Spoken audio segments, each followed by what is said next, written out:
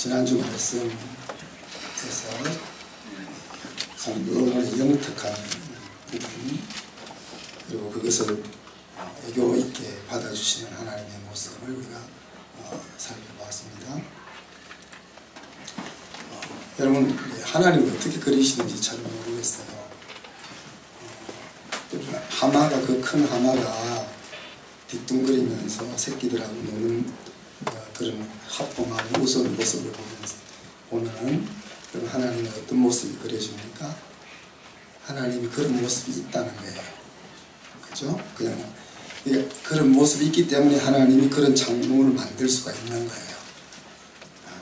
그런 이제 하나님, 우리가 세상을 보면서 잘 이해하면은 하나님을 굉장히 가까이 맞이하며 살 수가 있습니다. 솔로몬이 1000번째, 그러니까 1000마리의 제물을 하나님 앞에 드리는 큰 예배를 드렸죠. 그러니까 하나님이 기쁘게 그 예배를 받아서 내가 뭘 하여 줄고 그렇게 말했고, 그 말을 듣고 솔로몬은 어떤 기도를 합니까? 지혜를 주세요. 그래서 솔로몬이 아주 어떻게 보면 여러분 순진한 사람이 아니고 아주 명철한 사람인 것을 잘 생각해 보세요. 그러니까 나라를 잘 다스릴 수 있도록 백성의 말을 잘 알아듣고 그들을 잘 이끌어낼 수 있는 지혜를 주세요 라고 그렇게 하나님의 마음에 맞는 소리를 합니다. 그죠? 그리고 아버지가 준비해 놓은 성전을 지으려고 할 때 사실 왕궁을 슬쩍 끼워 넣었습니다. 그죠? 성전을 짓는데 7년, 자기가 살 왕궁을 짓는데 13년. 하나님이 알면서도 받아주셨습니다. 그러니까 사실 성전을 다 지었으면 낙성식을 해야 되는데 왕궁과 성전을 한 묶음으로 와가지고 왕궁이 다 지어졌을 때 20년이 지나서 낙성식을 했습니다. 또 낙성식 때 기도 드리는 장면을 보면은 하나님은 얼마나 대단하신지, 내가 지금 이 대단한 궁전을 지었지만은 또 대단한 성전을 지었지만은 감히 하나님의 위대함과 비교할 수 있겠습니까? 그렇지만 그래도 하나님이 이 성전을 그렇게 귀하게 사용해 주세요 라고 이야기하죠. 그래서 그곳에서 와서 기도하면은 기도하는 사람에게 두 번째 기회를 줄 것을 요청했습니다.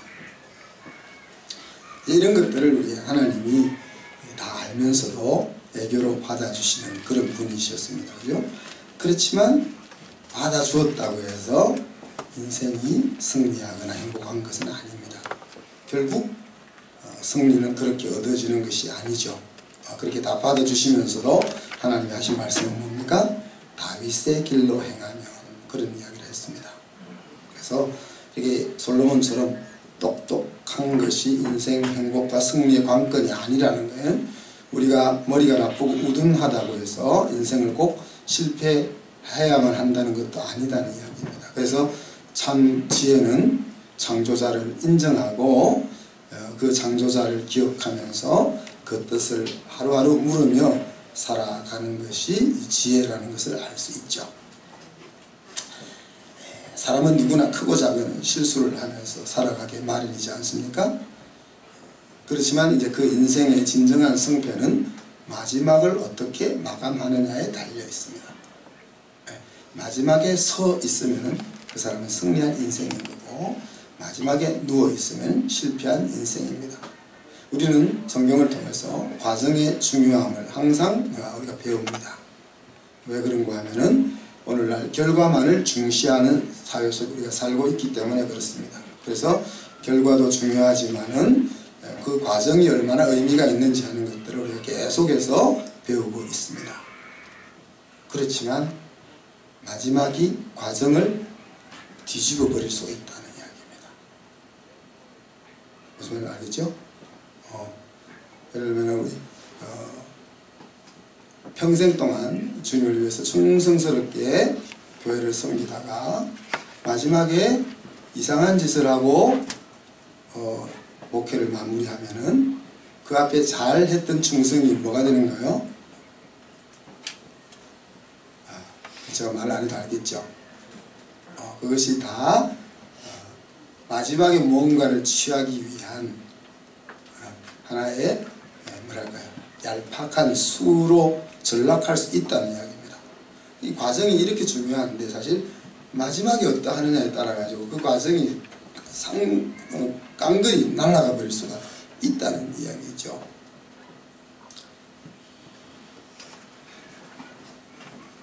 자신의 능력과 흔히 말하는 운과도 상관이 없이 영원한 패배를 당하지 않는 인생이 있다고 성경은 이야기합니다. 바로 하나님에게 인생을 의지하고 맡기는 사람.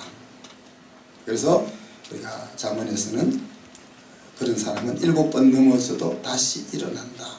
그랬고 시편에서는 넘어져도 아주 엎드려지지 않는다. 하나님이 붙잡아 주시기 때문에 그렇다고 그랬습니다. 그래서 이때 중요한 것이 다음 기회를 잡느냐 하는 거다 했죠. 넘어졌을 때. 그래서 두 번째 기회를 하나님이 주실 때 돌이키는 지혜가 우리에게 필요하다는 것입니다. 특히 그 가운데서 하나님이 세상을 바라보는 기준은 하나님의 자녀들이다 그랬습니다. 그래서 우리가 하나님의 긍휼을 입으면, 내가 하나님의 긍휼을 입으면 우리 가정이 사는 거고 우리 민족이, 우리나라가 사는 거다 그랬습니다. 그래서 하나님이 저와 여러분 때문에 우리 가정을 불쌍히 여기시고 또 우리 나라를 불쌍히 여기시고 두 번째 기회를 주셨으면 하는 것이 우리 지난주 말씀이었습니다. 오늘은 하나님을 왕으로 섬기는 신앙생활 가운데 인생이 경험한 하나님에 대한 마음을 모아놓은 시편을 만나보기를 원합니다. 성경을 우리가 여러 관점에서 볼 수가 있는데 지금 우리가 한 가지 관점에서 계속 말씀이 그렇게 가고 있습니다. 뭡니까? 하나님이 왕이시고 그 하나님께서 너에게 나 외에 다른 왕은 없게 하라 하는 그 말씀의 맥락이 창세기부터 지금까지 계속 그렇게 잡으려고 안 하는데 계속 그렇게 흘러가고 있는 것을 여러분이 볼 수 있을 겁니다. 그래서 하나님이 나를 있게 하셨다는 것에서부터 출발하죠. 이스라엘을 있게 하신 데서부터 출발했습니다. 그래서 그것은 하나님의 큰 일을 통해서 일어나죠.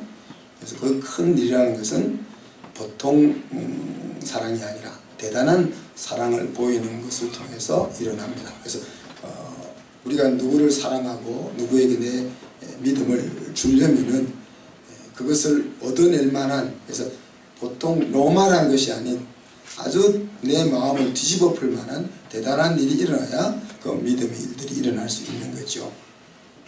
그렇게 큰 사랑을 보여서 오늘 나를 존재하게 하시고 나서는 하나님이 하신 요구가 뭡니까? 나는 내 왕이기를 원하고 내 친구이기를 원한다는 거죠. 그래서 제1계명에 나 외에 너에게 다른 왕이 없게 하라, 다른 신이 없게 하라, 그렇게 이야기합니다. 바로 사랑의 독점적인 관계를 이야기하는 거죠. 거기에 대한 응답이 나도 하나님을 왕으로 섬기겠습니다. 참 심플하잖아요. 신앙이라는 것은 이렇게 보면 참 심플한데 인생이란 그렇게 단순하지 않죠. 하나님이 나를 위해서 큰 일을 행하셨고 내가 그 큰 일 가운데서 사랑을 깨닫고 나도 하나님을 왕으로 섬기겠다는 것이 신앙인데 이렇게 단순한 신앙이 사실 단순하지 않다는 거죠. 왜 그렇습니까? 그것은 인생을 살아가는데 가는 가운데 끊임없이 내부로부터 또 외부로부터 유혹이 온다는 거죠. 그래서 그 유혹으로 말미암아 내 마음이 계속 흔들리게 된다는 이야기입니다. 근데 이 흔들림이라는 것은 저는 굉장히 중요하고 꼭 있어야 되는 거라고 생각합니다. 흔히들 믿음의 흔들림은 없어야 된다고 생각하지만은 그 흔들림이 있음으로 인해서 믿음의 자리가 제대로 세워지기 때문에 그렇습니다. 튼튼한 믿음의 뿌리가 세워지기 위해서는 흔들림 후에 세워져야 한다는 겁니다. 그러면 계속 죽을 때까지 흔들리면 안 되겠죠. 그래서 신앙이라는 것은 흔들리면서 내 믿음을 다져가고 결국 나중에는 하나님을 얼굴과 얼굴을 맞대고 보는 그 자리까지 나아가는 것이다. 이것은 하나님이 우리가 사랑하는 과정이고 사랑을 만들어가는 과정이고 또 온전한 사랑으로 자라가는 과정이다. 그렇게 말할 수 있습니다. 그런데 이 시편은 그 흔들림 가운데서 하나님을 선택하는 자리입니다. 그런 의미에서 시편이 굉장히 의미가 있는 거죠. 시편은 우리가 지난번 잠언을 살펴본 것 같이 성경 중에 독특한 장르 중에 하나죠. 왜 독특합니까? 이미 하나님을 경험한 사람들이 기록한 내용들을 뽑아서 엮었다는 관점에서 다른 성경들과 다르다는 이야기입니다. 그래서 시편 1편은 엮을 때 사람이 책을 엮을 때는 어떻습니까? 의도를 가지고 순서를 나열하지 않습니까?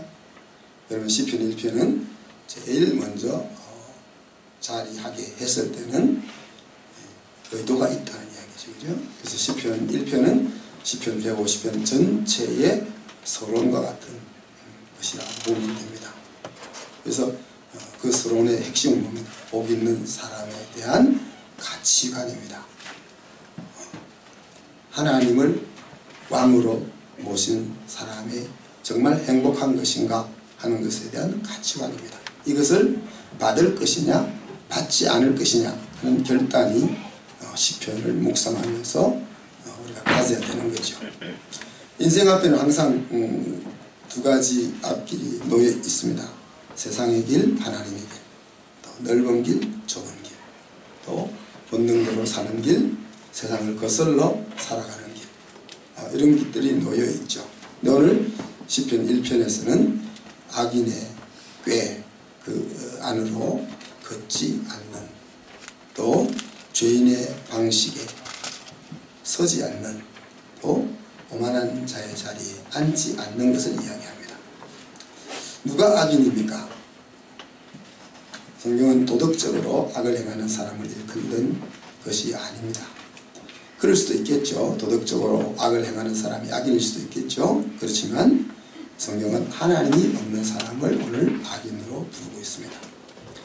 그가 하나님이 없지만 어떤 선한 행위를 한다 할지라도 하나님 없는 선은 마지막에는 결국 자기를 위할 수밖에 없는 것이 인간이기 때문에 그렇습니다. 그래서 사회적으로 좋은 일일 수도 있겠지만 그러나 궁극적으로는 그것 역시 자기를 위한 것이기 때문에 절대적인 의미에서 선이 되지 못한다는 이야기죠.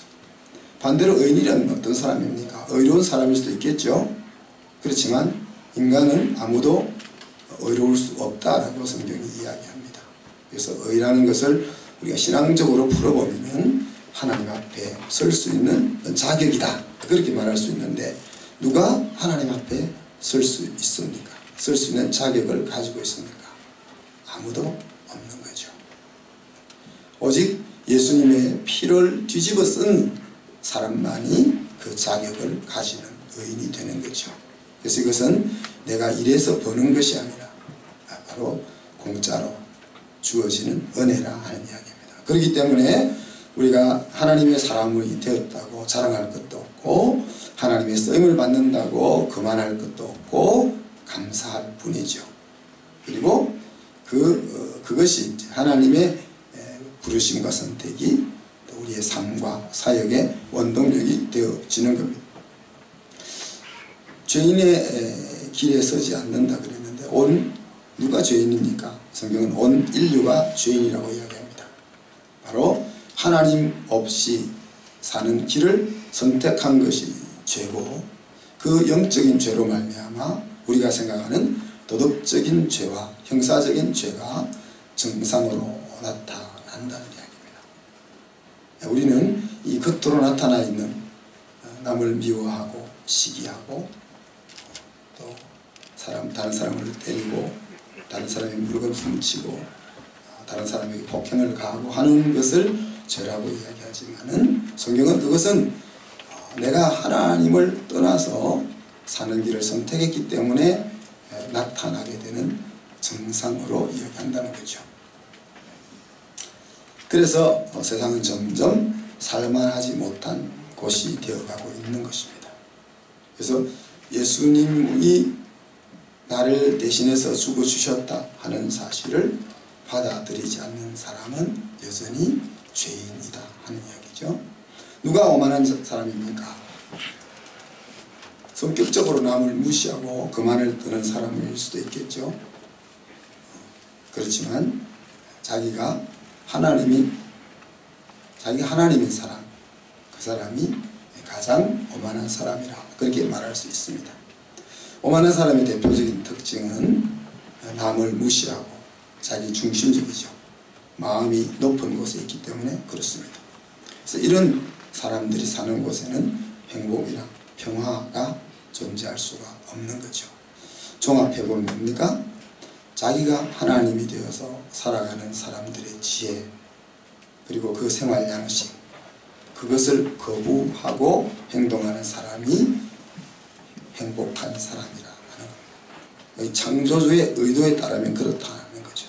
그래서 이것을 받을 거냐 받지 않을 거냐 하는 것으로 시편 1편을 시작하고 있는 것입니다. 바울은 우리에게 그리스도인의 삶을 항상 두 단계로 설명하잖아요. 하나를 멈추고 적극적인. 근데 시편의 패턴을 보면은 이 바울의 양식을 소극적인 패턴과 적극적인 패턴을 대조시키면서 언급해 나갑니다.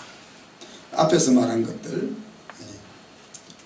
악인의 꾀를 쫓지 않고 죄인의 길에 서지 않고 오만한 자의 자리에 앉지 않는 것이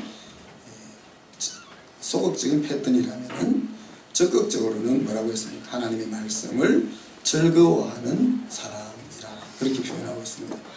무엇을 해서 즐거운 것이 아니고 그 자체가 즐겁다는 거죠. 하나님의 생명이 우리 속에 들어올 때 일어나는 대표적인 변화 중에 하나가 뭡니까? 바로 주야로 말씀을 묵상하는 행동이 나온다는 거죠.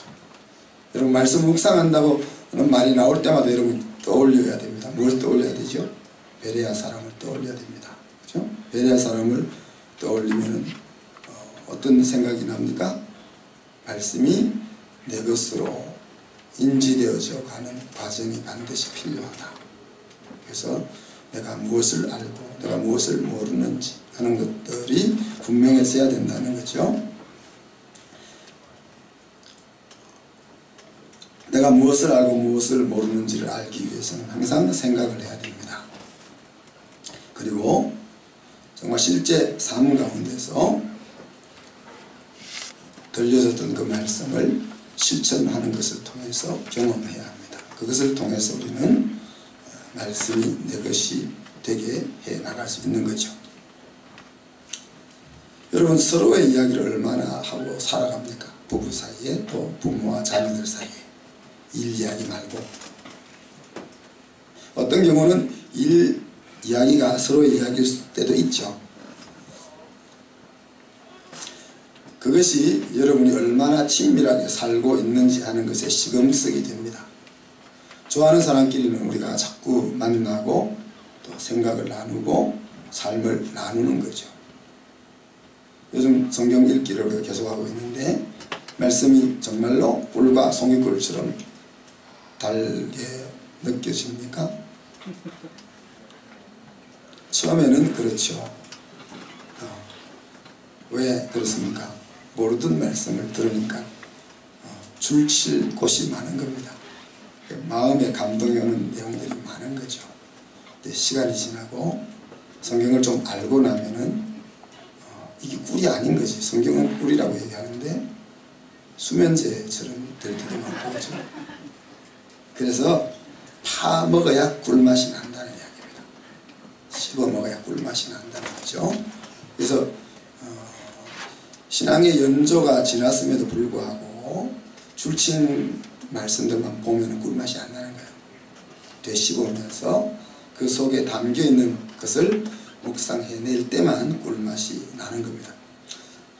연애를 해보면 어땠어요?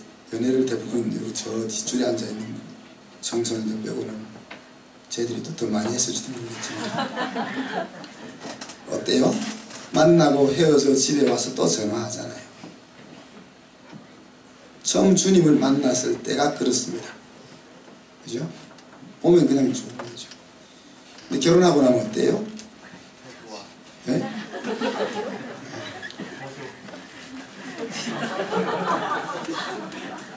미진 집사님 걱정되시면서 결혼하고 나서는 조금 전에 말씀한 것처럼 그 수고해야 되는 거죠. 파먹는 수고가 있어야 되는 거예요. 사실 결혼하기 전처럼 살면 집이 망하는 거죠. 매일 뭐 사 먹으러 다니고 매일 일을 안 하고 이야기만 하고 앉아있으면 망하는 거죠. 그 파먹는 것이 말씀을 읽는 자리를 시간표에 넣는 것입니다. 묵상하는 자리에 나를 가져다 놓는 것을 이야기하죠. 그래서 이러한 행동이 나의 몸을 의의 병기로 하나님께 드리는 행동이 되는 겁니다. 그래서 하나님이 일하실 수 있는 자리에 나를 가져다 놓는 것은 내가 할 일이고, 가져다 놓았을 때 나를 사용하는 일은 하나님이 할 일이죠. 시편 기자의 도전이 계속됩니다. 정말 어느 것이 복인가? 정말 너는 하나님을 왕으로 섬기며 사는 것이 복이라고 생각하느냐? 하는 도전을 계속합니다. 그래서 시편 기자는 이 세상에서도 저 세상에서도 하나님을 의지하며 사는 사람이 복되다 하는 것을 주장합니다. 자, 이 세상에서는 이렇게 이야기하죠. 무엇을 하든지 형통하다. 여기서 형통이란 말은 성공이란 말과도 바꿔 쓸 수 있는 것이고, 해석을 넣자면은 하나님의 플랜에 맞는 성공이라는 뜻입니다. 그러니까 어떤 경우는 내 계획대로 안 되는 것이 성공일 때가 있는 거예요. 내 계획대로 될 때 성공일 때도 있지만, 어떤 경우는 내 계획대로 되었다면 영원한 인생으로 볼 때는 망할 수가 있는 거죠. 그러면서 시냇가에 심은 나무를 비유했습니다. 그래서 형통이 두 가지로 우리가 생각해 볼 수 있는 거죠. 시절을 쫓아 과실을 맺으며 잎사귀가 마르지 아니함 같다 그랬습니다. 오아시스 옆에 나무가 심겨 있습니다. 과실을 맺어야 될 때가 되면 거기에 안 맞는 과실을 맺게 된다는 이야기죠. 그러니까 하나님을 의지하며 사는 우리가 필요할 때마다 우리의 삶이 열매로 나타난다는 이야기입니다. 또 잎사귀를 마르지 아니한다는 것은 무슨 말입니까? 항상 청년처럼, 그죠? 항상 생생함이 살아있는 그런 삶이다 하는 이야기죠. 긴가민가 되잖아요. 우리가 안 그럴 때가 많으니까. 그런데 이제 시편 기자는 그렇게 이야기하는 겁니다. 너가 하나님을 왕으로 섬기며 살면은 이 세상에 살 때 네가 뭘 하든지 열매가 맺히는 인생이 될 거고, 또 항상 풀이 죽어서 사는 인생이 아니라 생기가 넘치는 인생을 산다. 그것이 다윗의 길이고 그것이 하나님이 함께 하시는 길이다. 그렇게 이야기하는 겁니다. 이거를 제가 뭐라 하는 거, 여러분이 메타 인지를 해야 된다는 거예요. 정말 그럴까? 내가 하나님의 왕으로 섬기지 않아서 내 인생이 형통하지 않은가? 아니면은 내가 하나님을 왕으로 섬기고 있음에도 불구하고 형통하지 않는가? 이거를 계속 검증해 보시는 거죠. 그것이 맛보아하는. 그리고 마지막 날에 대해서 이야기하죠. 마지막 날에 악인이 심판을 견디지 못하고 그렇게 이야기합니다. 그렇지만 의인의 길은 여호와께서 인정하신다고 했습니다. 하나님께서 마지막 날에 누구의 손을 들어줄 거냐? 하나님께서 하나님을 왕으로 섬기며 인생을 살아간 사람의 손을 들어준다는 이야기. 네가 걸었던 길이 맞는 길이었어 라고 인정해 준다는 거죠. 예수님 없이 하나님이 손을 들어줄 수 있는 인생은 아무도 없잖아요. 그래서 우리는 하나님 앞에 주님과 함께 서지 않고 혼자 서게 놓아두는 것은 죄악이라고 부를 수 있는 겁니다. 특별히 여러분이 사랑하는 사람이 있다면 그 사람이 혼자 하나님 앞에 서지 않게 해야 되는 거죠. 누구도 그 자리를 감당할 수 없기 때문에 그 심판을 견딜 수 있는 사람은 없다고 오늘 시편 기자가 이야기하지 않습니다. 말씀을 마무리합시다. 시편 편집자의 의도에 대해서 잠깐 이야기했죠. 그 팔머 로버슨 박사라는 사람, 우간다 이제 성경학교의 교장인데, 이 사람이 이제 한국에 와서 세미나를 할 때 이런 비유를 했습니다. 이 시편은 마치 결혼식의 꽃장식과 같다, 그런 비유를 썼습니다.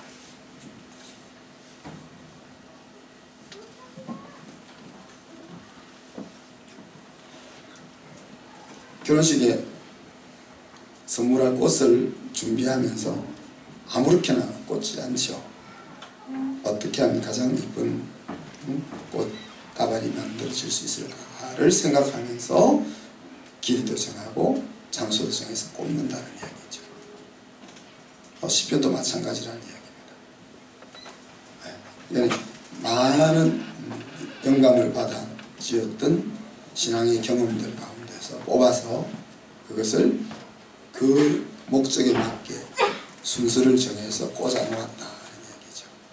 그래서 주로 1편에 해당하는 1편에서 41편까지 일본에서는 다윗의 메시아 왕국을 세우고자 할 때의 시들의 내용들과 또 그 메시아 왕국을 세우려고 할 때 그를 대적했던 이 관계 속에 있던 시들을 모아놓은, 그 다음에 42편에서 72편까지는 이 권에서는 열방에 대한 주님의 승리를 선언하는 그런 내용들의 시를 모아놨다.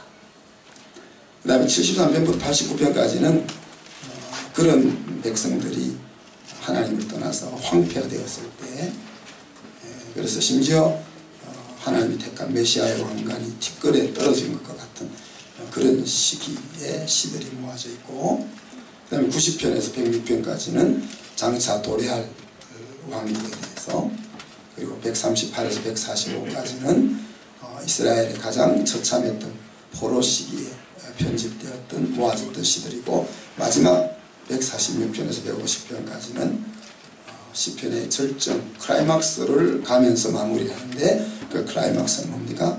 하나님을 찬양하라 하는 것으로 절정을 이루게 엮어 놓았다는 거예요. 이것이 이제 팔머 로버슨 박사가 이제 설명한 내용이고, 이 더 큰 그림은 이 시들이 마음으로 들으면서 시편 기자의 마음속으로 우리도 들어가서 우리의 마음이 시로 이 우리의 마음을 다잡게 하고자 하는 것이 더 큰 그림인 겁니다. 그래서 이 시는 이스라엘 백성들이 성전에 들어갈 때 낭송하게 했던 내용이잖아요. 그러니까 하나님을 향하여 나아올 때 하나님을 신앙하던 사람들의 고민과 갈등들과 승리와 패배의 이야기들을 마음속으로 다시 한번 되새기면서 그들의 신앙적 마음속으로 내 마음도 같이 들어가게 하고자 이 시를 모아놓았다는 이야기입니다. 그래서 이 시편을 읽어보면은 힘든 상황을 묘사하면서도 믿음의 용장의 모습들로 가득하죠. 그래서 여러분 이 시를 읽을 때 두 가지 측면이 공존한다 하는 사실을 생각하면서 읽으시면 좋겠습니다. 하나는 그런 어려운 상황들을 믿음으로 극복하여 노래하고 있는 면이 있습니다. 그래서 비록 내가 아들로부터 배반을 당하고 지금 쫓겨나는 그런 어려운 처지에 있지만, 그러나 하나님이 나를 구원하실 거야 라는 확신의 면이 있는가 하면요, 또 이런 면이 있습니다. 흔들리는 마음을 다잡기 위해서 믿음의 선언을 하는 이 양면이 같이 있는 거죠. 아직 마음은 거기까지 가지 못했어요. 그렇지만 그렇기 때문에 마음이 그 자리까지 가게 하기 위해서 입술로 선언을 하는 거죠. 하나님은 환난 날에 만날 나의 피난처시오 나의 산성이야. 정말 그런 믿음이 있어서 그렇게 말하기도 하고, 그런 믿음이 아직은 없지만은 그런 믿음을 향하여 그렇게 선언하는 이 두 측면이 항상 있다는 이야기입니다.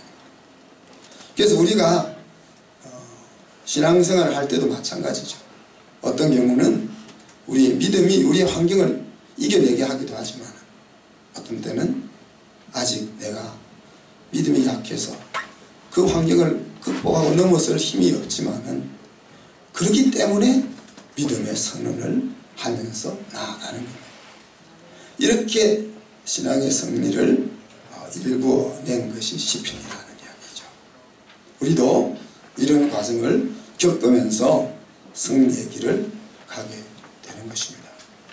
그래서 정말 우리가 하나님을 왕으로, 하나님만을 왕으로 모시며 살아가게 간다면은 어려움을 당했을 때 욥이 했던 말과 같은 말을 할 수 있을 것 같아요. 나의 가는 길을 오직 그가 아시나니 나를 단련하신 후에는 내가 정금같이 나오리라. 여러분이 그렇게 하나님만을 왕으로 모시며 살아가는 과정 속에서 이런 믿음의 고백들을 확신을 가지고, 혹은 확신이 없기 때문에 드릴 수 있는 그 과정을 통해서 우리가 하나님의 아들, 딸의 자녀로 자라가는 저 여러분이 될 수 있기를 주님의 이름으로 축복합니다. 아멘. 기도합시다. 하나님 사랑하는 하나님 감사합니다. 하나님 아닌 복된 길처럼 보이는 것들이 우리 앞에 수없이 밀려오는 상황 가운데서 정말 하나님만을 왕으로 섬기며 사는 것이 이 생에서나 저 세상에서나 진정한 승리와 행복의 길인 것을 우리가 받을 수 있도록 우리의 마음의 은혜를 나눠 주옵소서. 하나님을 왕으로 섬기는 삶의 복됨을 알게 하여 주옵소서. 그리하여 어떤 환경 속에서도 오늘 시편 기자들이 고백했던 그런 고백들을 외칠 수 있는 우리 성도들 다 되게 하여 주옵소서. 감사드리며 예수 그리스도 이름으로 기도합니다. 아멘.